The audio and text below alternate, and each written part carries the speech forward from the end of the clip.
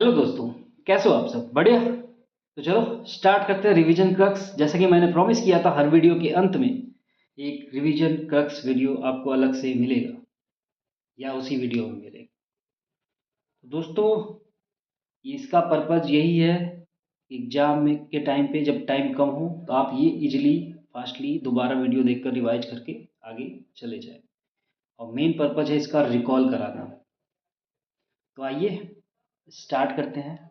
ILO and India का relationship part 6, quick revision video, super condense notes format में। और इसमें आपको पार्टिसिपेट करना पड़ेगा। बेसिकली मैं चाहता हूँ कि जो भी मैं पढ़ाऊँ आपको याद हो जाए, रट जाए, दिमाग में कंठस्थ हो जाए। तो दोस्तों, मैं आपसे क्वेश्चन पूछूंगा, आप उसका जवाब कमेंट में देकर पार्टिसिपेट करेंगे। इससे आपका फ़ायदा है। साइंटिफिकली प्रूव्ड है कि जब आपको क्वेश्चन पूछा जाए और आप कुछ मिनट के लिए पॉज लें और सोचें, ब्रेनस्टॉर्म करें, तो आपकी मेमोरी मजबूत होती है। और जब आप उसे कहीं लिख कर किसी को बता देते हैं तो उससे आपकी रिटेंशन पावर बढ़ती है। तो दोस्तों, तैयार हो? क्वेश्चन पूछा जाए, अपनी मेमोरी को बढ़ाना चाहते हो, इंफॉर्मेशन को रिटेन करना चाहते हो लॉन्ग टाइम तक, कभी भूले ना, सबकॉन्शियस माइंड में ऑटोमेटिकली इन कर जाए एक बार। तो पार्टिसिपेट करो पहले क्वेश्चन से। आओ। इंडिया। इंडिया आईएलओ का फाउंडिंग मेंबर है तो लिखो यस। अगर है तो किस ईयर में इंडिया फाउंडिंग मेंबर बना, ये बताओ। सोचो, पॉज लो, ब्रेनस्टॉर्म करो, मेमोरी मजबूत करो, एंड देन इंफॉर्मेशन को रिटेन करने के लिए उसे लिखो, कमेंट करो। इसे गेम्स जैसे लो दोस्त। दूसरे के बारे में ना सोचा करो, अपना फायदा सोचा करो। दूसरा क्या होगा, फायदा होगा नहीं होगा, अपने बारे में सोचो। एग्जैक्टली। अगर तुमने ये सोचा कि इंडिया फाउंडिंग मेंबर है और ये तभी बन गया था फाउंडिंग मेंबर जब आईएलओ बना था यार। फाउंडिंग मेंबर का ही मतलब हो गया कि आईएलओ के बनने में इंडिया का एक बड़ा रोल है। तो आईएलओ बना कब था? 1919 में। तभी से इंडिया आईएलओ का फाउंडिंग मेंबर है। ठीक है। अब क्वेश्चन ये आता है, क्या भैया इंडिया परमानेंट मेंबर भी है गवर्निंग बॉडी के? आईएलओ के गवर्निंग बॉडी का परमानेंट मेंबर भी है इंडिया। सोचो, लास्ट वीडियो में मैंने पढ़ाया था, अगर पढ़ा होगा तो फट से रिकॉल होगा। यस। यस। हाँ भैया था। ओके। तो कब था? कब से था परमानेंट मेंबर गवर्निंग बॉडी का इंडिया? कब से बना? Since which year?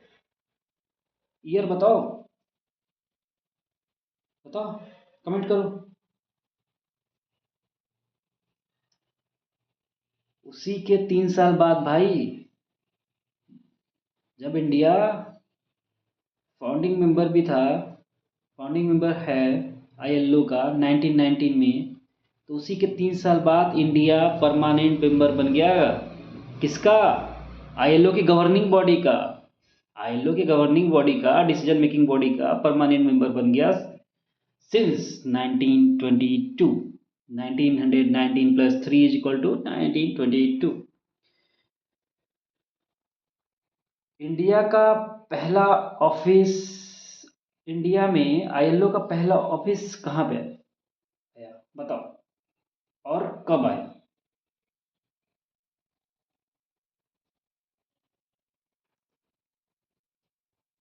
सोचो, टाइम लो।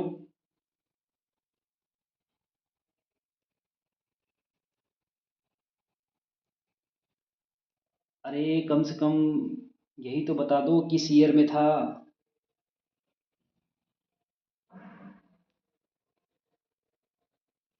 1928। अरे कब था? 1928। और लोकेशन क्या था? भाई मोस्टली चीज़ें कैपिटल में ही होती हैं। न्यू दिल्ली था फर्स्ट ऑफिस। ठीक है। आओ, कमिटमेंट की कमिटमेंट देख लेते हैं। तो दोस्तों, जो इंडिया का की कमिटमेंट था आईएलओ के प्रति, पहला कमिटमेंट था कि वो फॉलो करेगा आईएलओ के कॉन्स्टिट्यूशन को रिगरसली। तो यही है पहला commitment, to follow ILO constitution. And second commitment of India towards ILO is to promote the social justice and decent work in its country for their workers. ठीक है। To promote social justice and decent work in India, उनका की commitment था India का ILO के प्रति। अब ये बताओ, इंडिया ने कितने कन्वेंशंस रेटिफाई किए हैं आउट ऑफ 8? आईएलओ के कितने core convention, fundamental convention ratify किए हैं, बताओ। तो 6 कन्वेंशन इंडिया ने रेटिफाई किए हैं आईएलओ के। कौन कौन से? पहला प्रिंसिपल को बस हटा दो। फर्स्ट फंडामेंटल प्रिंसिपल के अंदर 2 कन्वेंशंस है, उसे हटा के बाकी के सारे कन्वेंशन 6 के 6 फॉलो किए। कौन कौन से? C29, C105, C100 and C111, C138 and C182। Pair में ऐसे याद करना है। ठीक है। 3 फंडामेंटल प्रिंसिपल के अंदर 6 कन्वेंशंस हैं, इन्हीं 6 कन्वेंशंस को रेटिफाई किया गया है। बाकी 2 कन्वेंशंस, जो कन्वेंशन नंबर 87 एंड 98, जो freedom of association and collective bargaining था, उसे रेटिफाई नहीं किया है इंडिया ने एडमिनिस्ट्रेटिव रीजन की वजह से। ठीक। अब मैं तुमसे ये पूछता हूँ दोस्त कि C29 जो रेटिफाई किया है वो था क्या? कन्वेंशन नंबर, उसका मतलब कंटेंट क्या है, किसके बारे में था? सोचो और लिखो। Forced labour. What about C105, C105, वो किसके बारे में था? ये भी था forced labour, abolition of forced labour के बारे में था दोस्त। व्हाट अबाउट C100, शतक, century, C100, we talked about it very, बहुत बार बात किया यार, we have talked about this many times. Century मार दिया, नौकरी लग गई, इक्वल पे इक्वल रेम्यूनरेशन। तो भाई इक्वल रेम्यूनरेशन के बारे में बात है, एम्प्लॉयमेंट वाली बात है यहाँ पे। ठीक है, ऑक्यूपेशन की बात हो रही है। ठीक। और C111, तो वही है कि डिस्क्रिमिनेशन नहीं होना चाहिए एम्प्लॉयमेंट में, ऑक्यूपेशन में। What about C138 sir? It is about child labour ना? Yes, yes, yes, yes. ये मिनिमम एज ऑफ चाइल्ड बताता है कि इससे नीचे, इसके नीचे के एज के बच्चे को वर्क करने का अधिकार नहीं है, specially in hazardous industries. Then C182, C182, 138 and 182। C182 बोलता है क्या, बताओ? Worst form of child labour abolish करता है, abolish the worst form of child labour. दोस्त ये बताओ कि कितने कन्वेंशंस इंडिया ने रेटिफाई नहीं किए हैं, 1 या 2? 2। प्रिंसिपल्स पूछता तो 1 बोलते, क्योंकि एक प्रिंसिपल में 2 कन्वेंशंस है दोस्त। 2 कन्वेंशंस रेटिफाई नहीं किए हैं आउट ऑफ 8, 6 किए हैं। वो 2 कन्वेंशंस ऑलरेडी मैंने तुम्हें पिछले ऊपर बता चुके हैं, C87, C98। बस तुम ये बता दो मुझे, C87 था क्या, C98 था क्या? C87 is आज़ादी. आज़ादी of what? आज़ादी of association. Freedom of association, दोस्त. C98 is about think right, bargaining, collective bargaining. Okay, चलो आओ अब देखते हैं what are the reasons for non ratification of of what ILO conventions. ILO conventions को रेटिफाई न करने का रीजंस क्या है इंडिया का. दो कन्वेंशन रेटिफाई नहीं किए ना ऊपर के 87 and 98. Principle number 1 freedom of association and collective bargaining. पहला रीजन है गवर्नमेंट सर्वेंट्स पे बेसिकली रिस्ट्रिक्शंस है. रिस्ट्रिक्शंस वो उनको राइट टू स्ट्राइक का अधिकार नहीं है. एब्सोल्यूट राइट टू स्ट्राइक का अधिकार नहीं है. They can not criticise government policy. Government policy को क्रिटिसाइज नहीं कर सकते. फॉरेन से कंट्रीब्यूशन नहीं ले सकते. They can not take foreign contribution. They can not join any foreign organisation. वो कोई भी फॉरेन ऑर्गेनाइजेशन ज्वाइन नहीं कर सकते. These are the 5 main reason. That's why India है not joined. basically not ratified ILO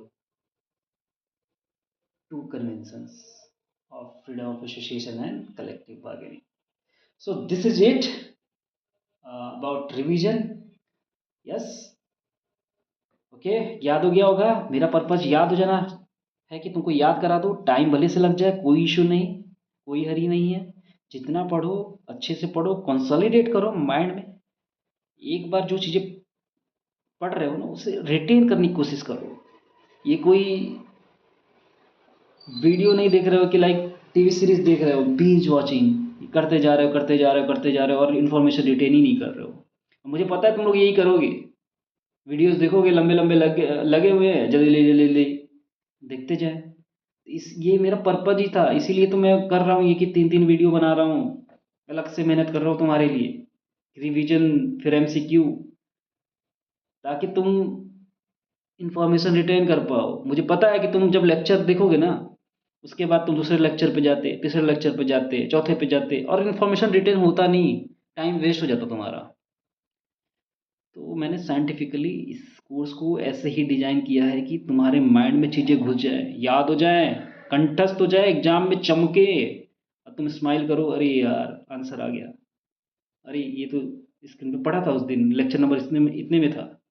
अरे आईएलओ कब बना था ये तो पता है मुझे. आईएलओ गवर्निंग बॉडी का पार्ट कब बना मुझे पता है 1922 में. ऐसे ऐसे ऐसे रिफ्लेक्ट करना चाहिए उस समय माइंड में तुम्हारे. एग्जाम के टाइम पे ऐसे रिफ्लेक्ट करना चाहिए तुम्हारे माइंड में. इस तरीके से पढ़ो, कम पढ़ो, याद रहे.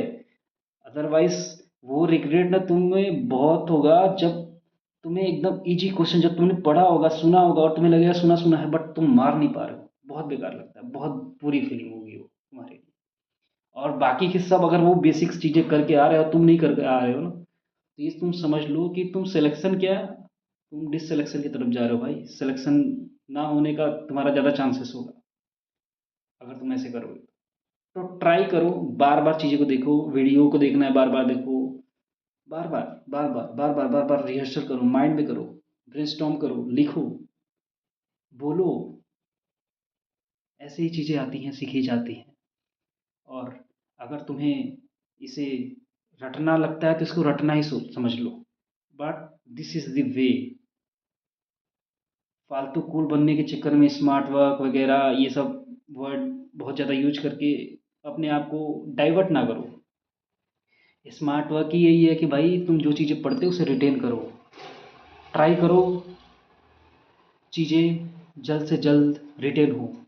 वो कैसे होगा? रिवीजन से होता है, मल्टीपल रिवीजन से होता है. Short notes and then MCQ. ऐसे ही होता है भाई. क्वेश्चन लगाने से होता है, बार बार चीज़ों को देखने से होता है, विजुअल थोड़ा विजुअल्स तुम्हारे माइंड में बनने चाहिए। पता है ना कि इमेज आनी चाहिए जब तुम कुछ चीज़ें याद करते हो, रिकॉल करते हो, तो इस पेज पे इस लाइन पे था, इसलिए मैं ऐसा करा रहा हूँ। तो दोस्तों चलो ठीक है, बहुत ज्ञानबाजी हो गई। मैं ये सब बोलता इसलिए हूँ, ये रियल है यार, सब बताते नहीं हैं। सब लोग मजाक में उड़ा ले जाते हैं कूल कूल बनने के चक्कर में। लगता है लोगों को लगता है वीडियोज़ नहीं देखेंगे, क्यों बात करें ये सब पे। मत देखो यार, कोई दिक्कत नहीं मेरा वीडियो, बट जो सच है, जो ट्रूथ है, मैं वही बोलूँगा। और मैं चाहूँगा यार कि कुछ करो यार और निकलो, इतने माया जाल में फँसे हो। एक एग्ज़ाम निकालो यार, बाकी जो लाइफ में करना होगा करते रहना। कौन रोका है तुम्हें? फ्रीडम में पूरी आज़ादी है। चलो, मिलते हैं फिर नेक्स्ट वीडियो में एमसीक्यू के साथ, और तुम्हें कॉन्सेप्ट को और कंटेस्ट कराएंगे, रट्टा देंगे। क्या? रट्टा देंगे। चल, बाय बाय।